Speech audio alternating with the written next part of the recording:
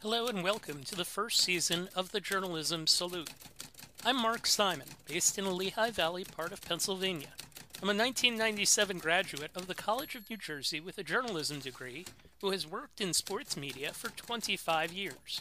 For the last 3 months, I have been sending daily journalism salutes on social media, pairing them with donations to a wide range of journalistic organizations. My intent was to counter cries of fake news, lamestream media, and enemy of the people, by doing a little of whatever I could each day to help. The next phase of this project is to learn more about the groups that I've been saluting. That's where these interviews come in. Who are these groups? What do they do? What do they do best? And why are they so important to our present and our future? We'll talk to people from a diverse set of organizations to try to learn more. Thank you for joining me. On today's show, our guest is Holly McCall, the editor-in-chief of the Tennessee Lookout. Holly has worked as both a journalist in Ohio, Missouri, and Tennessee, as the director of communications for the Nashville MTA, as the principal at a strategic communications firm, Morgan Strategies, whose clients included Tennessee for Hillary, and even run for office as a Democratic Party candidate.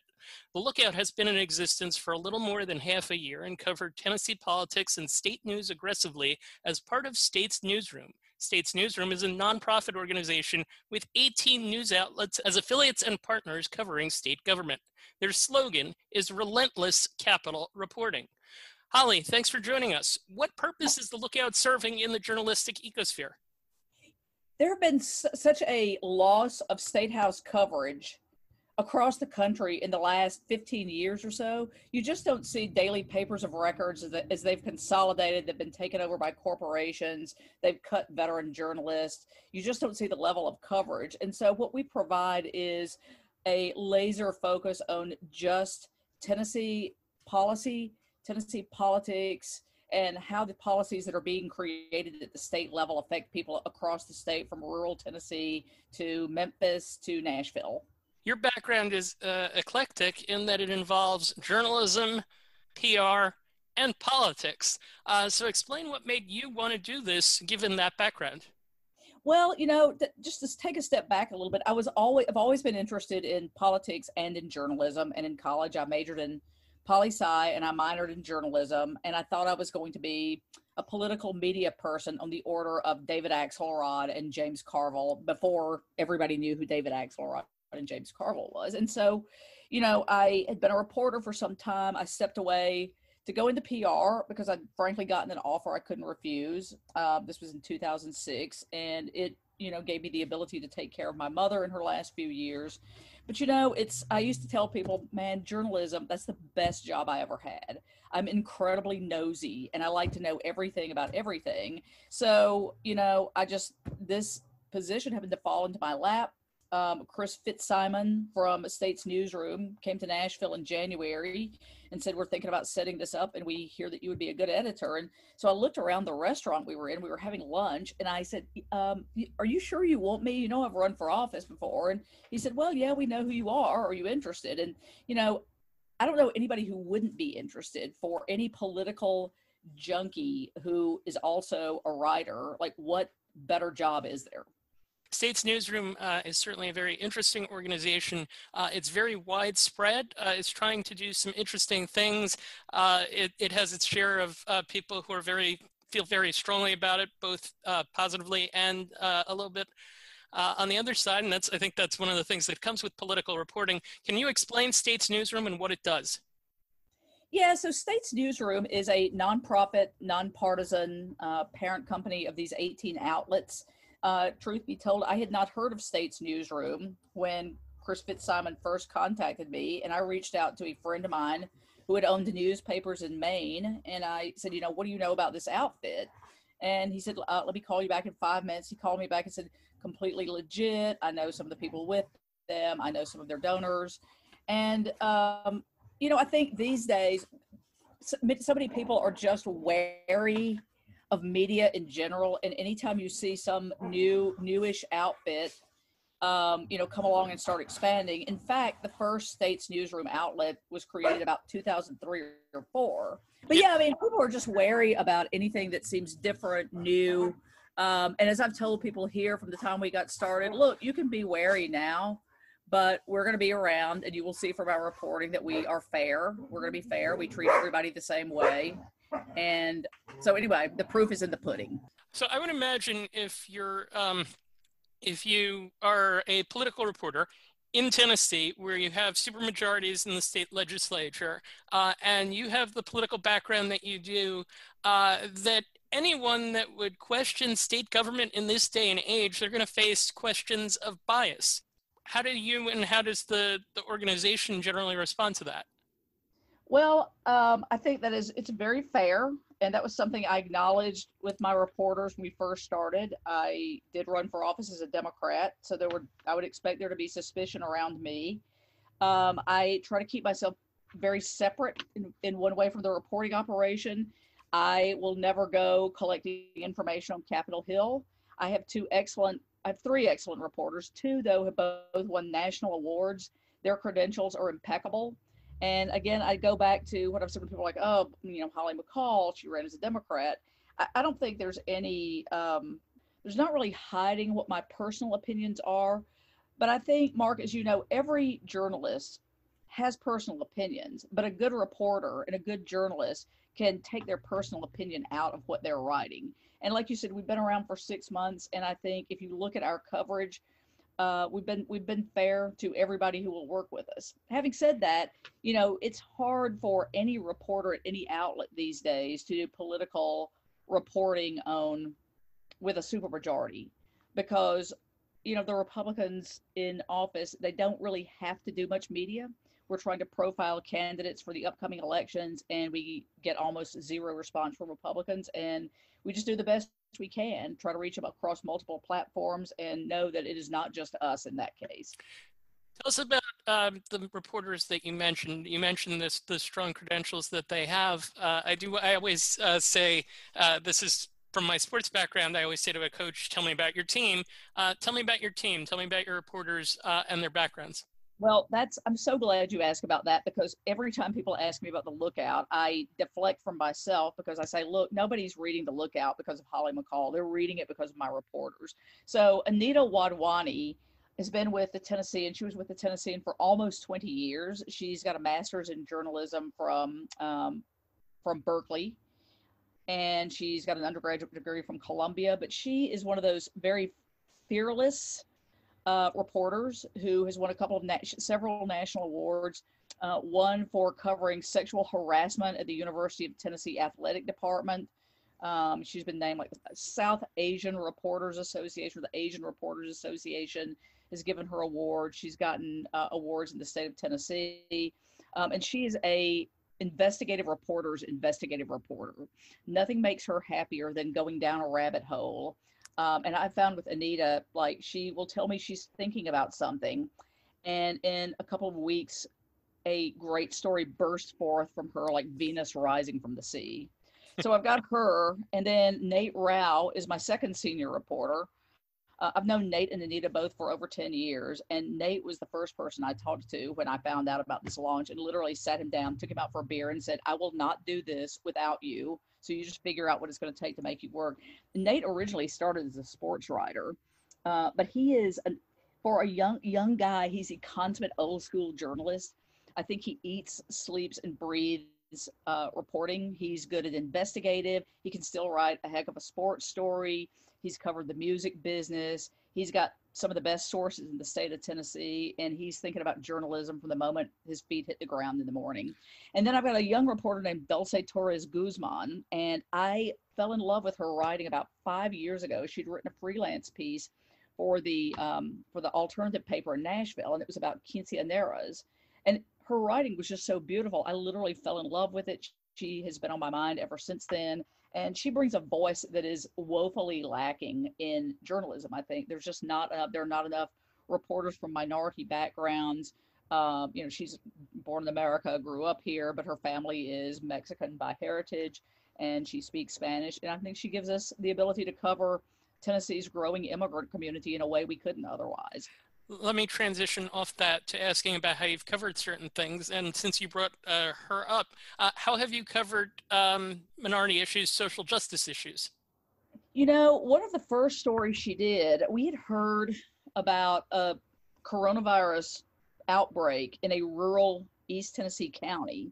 And it turned out it was on a big commercial farm, and it was migrant workers. And so we got in the car, we drove over there with a photographer who works with us, he's like an adjunct team player, he's been nominated for 2 Pulitzer Prizes.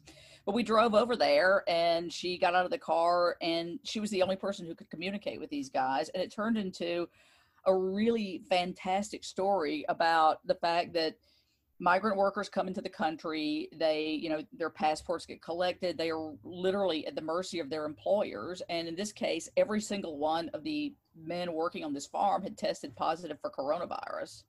And they were not getting treatment for it. They were continuing to work. It was something that really just wasn't getting covered elsewhere. I think one TV station had covered it, but they covered it from Chattanooga. They didn't send anybody out there. They didn't have anybody who could communicate. So she has been able to develop some relationships in the state that we would not otherwise have. So she's able to cover everything from immigration issues to migrant workers to, how the coronavirus, COVID-19, is affecting immigrant communities because they're very hard hit. What day-to-day issues besides that you just brought up are specific and unique to Tennessee? Specific and unique to Tennessee. Well, Nashville, our capital city, is a little bit of a mess right now. We have a mayor he's been in office less than a year. He inherited a messy budget. Nashville was on the verge of going into state receivership, and he instituted a tax increase with the help of Metro Council. If anybody didn't see that coming, I don't know what they were missing, but he promised when he was running for office that he was going to be a good financial steward, and he has been. As it turns out, the people who liked him for saying he was going to be a good financial steward do not, in fact, like the ways that he's being a steward. So there's a lot of uproar about that. Criminal justice reform is big in Tennessee, just like it is in other states. Memphis is a majority minority city, the only one in Tennessee. So, they've had some issues over there. They had a police shooting of a young black man last year that made national news. In Nashville, there have been 2 police shootings in the last 3 or 4 years of young black men that caused the creation of a community oversight board over the police. There's a transition of police chief. The veteran police chief just resigned. There's a hunt for a new one coming in. So it's really not many different issues than you find in other states. And frankly, healthcare continues to be a big deal. The legislature has failed to take the Medicaid expansion. We have probably 300,000 people without healthcare insurance here, and we're in the middle of a pandemic.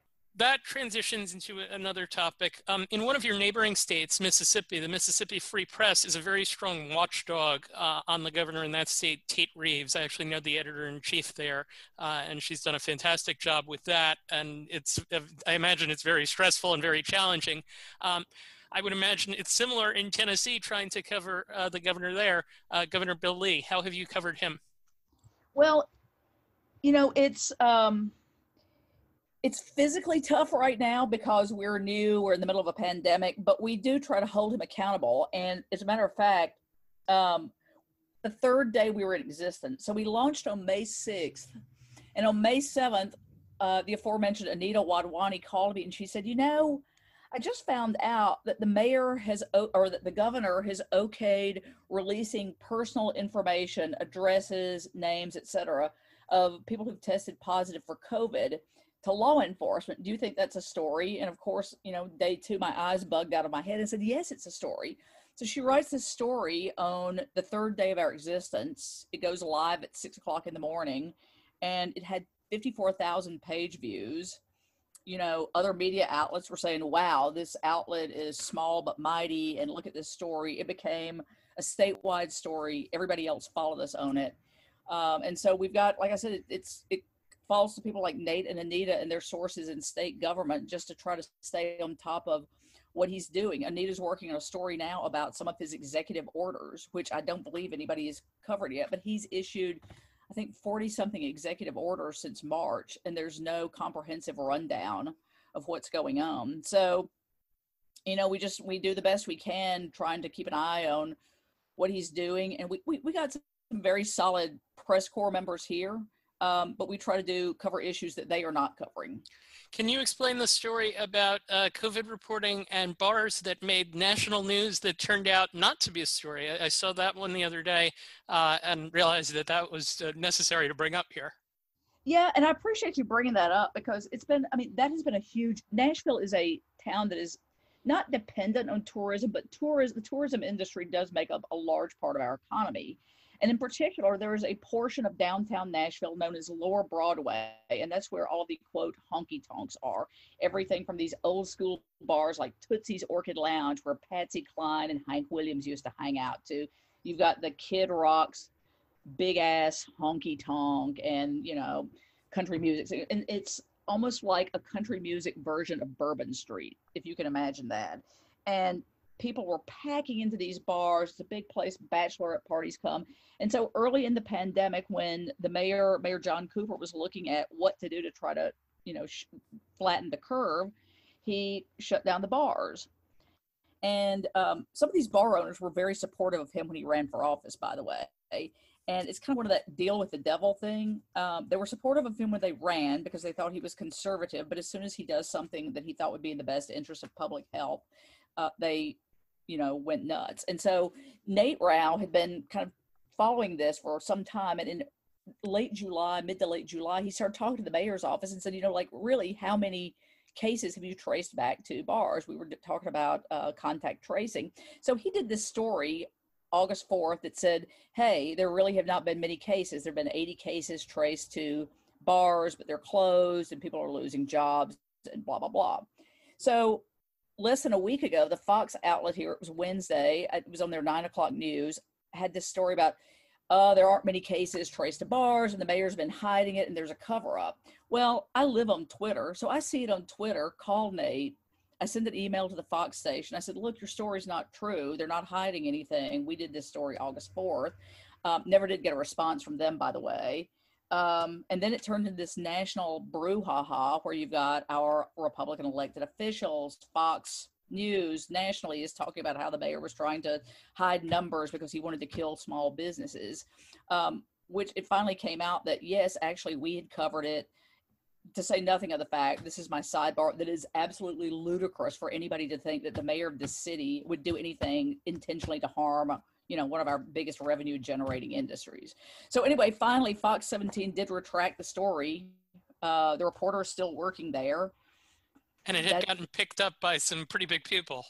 Yeah, it did. Tucker Carlson had a piece on it and actually had a Metro councilman on there, the same Metro councilman who was in pictures standing behind the mayor the night the mayor got elected last year, went on Tucker Carlson to criticize the mayor. So, you know, there's a lot of hypocrisy and idiocy around that issue. Sounds chaotic for you to have to deal with. You know what? It's like, I will say this, it sounds terrible. It was a mess of a story, but it brought a lot more attention to us. Again, we're new, and it's kind of the no press is bad press. We didn't screw anything up. We did our job. I saw that rivals were praising you. Yeah, well, I mean, again, I think a part of that goes back to Nate and Anita and Dulce have got such immense credibility in the community that some of our rivals, as you would say, although I feel like we're all pretty much in the same boat now, know Nate, and they know that he is very meticulous in his reporting. They knew that he'd done the story, and it is really refreshing how supportive most of our, quote, so-called rivals have been. States Newsroom, one thing I've noticed too is they're able to provide support in the form of Washington, D.C. Capitol reporting. Can you just explain how they help you in your coverage of the state? Yes, that is a glorious thing. So Jane Norman, who used to be with Politico, heads up our Washington, D.C. bureau. And she's got a couple of full-time reporters under her and a couple of very excellent stringers. And Jane is fairly new with us. She started about 6 weeks ago, and she drops me an email every other day. The DC Bureau looks to do specific coverage for us every other week. If there's something particularly bizarre or newsworthy going on with one of our elected officials, I'll hit her up and say, can you look into this? But it's, it's great to have the proverbial boots on the ground in DC who can keep their eyes on things, who can follow calendars, and crank out stories for us that are interesting to people in Tennessee that we just wouldn't be able to do that. We can keep our eyes on the state capitol, but to have a whole team in Washington covering the national capital is just a phenomenal tool. And it's something that certainly makes State's newsroom work in a very nice cooperative fashion. We've talked about the different things that your organization has covered. How hard is it to find an audience? It sounds like you've been able to establish something in your state, given the overwhelmingly conservative demographic makeup of the state.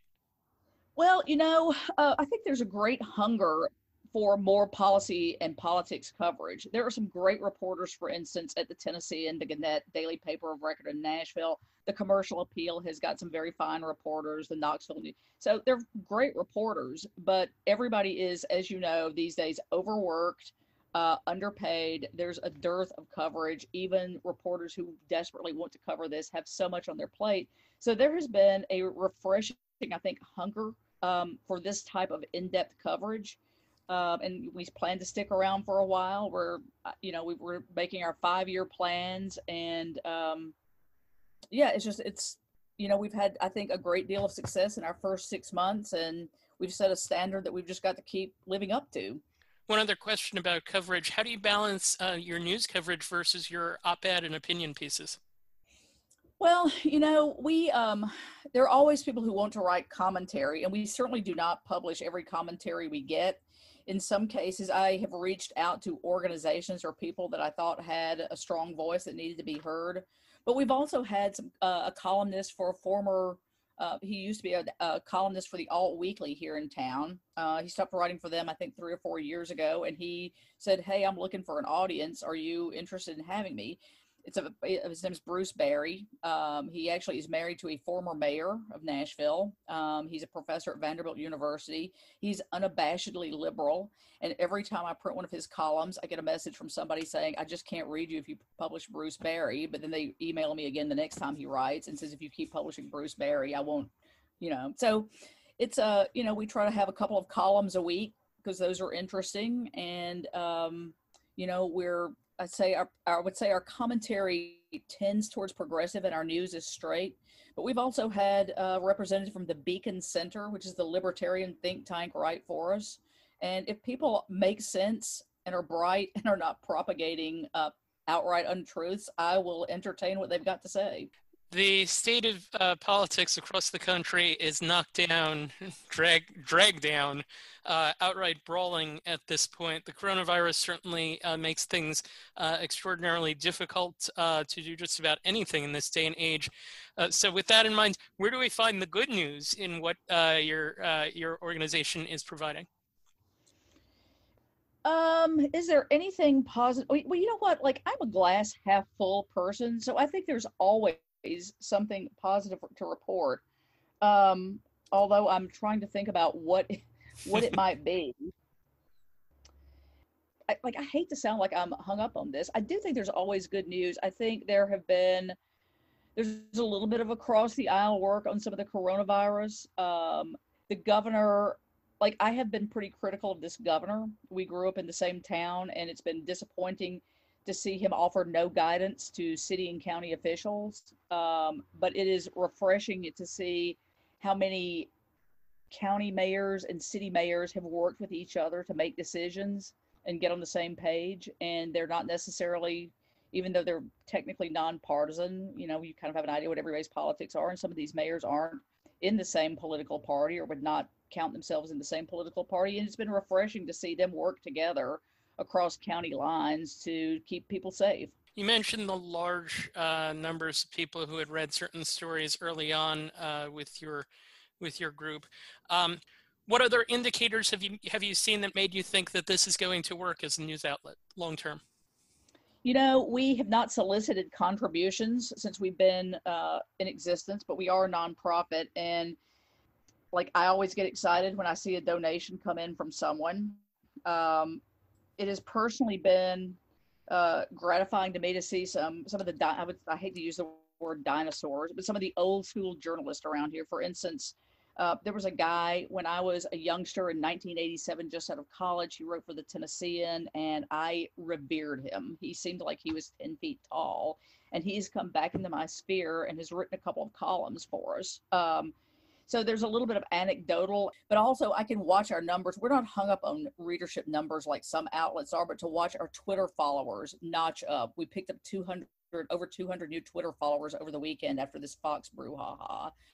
To see our stories get shared on Facebook, on Twitter, to see comments about them in other outlets. I think we've been cited we were cited in Rolling Stone about a month ago. So in our 4th month of existence, we get cited in Rolling Stone. And, I think that it's very exciting. It shows our credibility. All right, so two last topics to bring up. One is we always try to do a pay it forward here. Advice that you would have based on your experience, politics, journalism, PR, everything, to someone aspiring to go into this field. So I would say never turn down any opportunity. Explore every opportunity that comes your way. Never turn down anything out of hand without considering it. If you want to be a writer, if you want to be a journalist, that means you should take the first opportunity to write for pay, even if it's $50. Establish yourself, get some credibility by publishing strong stories. Again, even if it doesn't pay much, we all like to start at the top, but sadly, most of us have to start at the bottom. But take every opportunity you can get and prove yourself. Just do the work.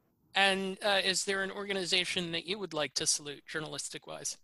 Yeah, I other than the Tennessee Lookout, I think the best outlet in the state these days is WPLN. It's the NPR affiliate in Nashville, and they have built just an incredibly strong team of reporters. Some used to be print reporters, but they've made the transition to radio, and they do investigative stories. They've got a podcast, Maribah Night at WPLN did an amazing podcast in the 2nd year about public housing in Nashville.